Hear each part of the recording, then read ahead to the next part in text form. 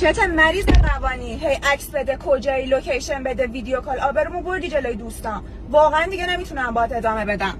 یه دقیقه وایسا، یه دقیقه داره ببن. یعنی چی این حرفا؟ مگه قدیما پسر و غیرتی بودن براشون مهم بود کجا میره کجا میاد؟ مگه قشنگ نبود براتون؟ مگه جذاب نبود براتون؟ الان چیه مشکل اسمشو گوشید تاکسیک بودن و سم بودن؟ من به گیر میدم برام مهمه که کجا میری، با کی میری، با کی میای، چون دوستت دارم، چون برام با ارزشی. تو فکر می‌کنی پسری مثل من، امثال من، از همه دخترا میپرسن یا واسهشون مهمه همه دخترا چی میپوشن چی نمیپوشن؟ به والله که واسم مهم نیست. تو واسم مهمی که دارم صبح تا شب ازت میپرسم. فکر دوست دارم با اعصاب خودم بازی کنم؟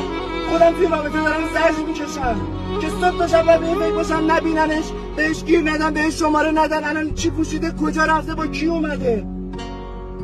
تو رو خدا اسم رفتار ما رو اینطوری نذاری. تاکسیک بودن چیه؟ من فقط دوستت دارم، فقط روت غیرت دارم. اسم این زمان باباهای ما غیرت بود که همسر تو انستشون بشه تاکسیک بودن. حالا به سلامت.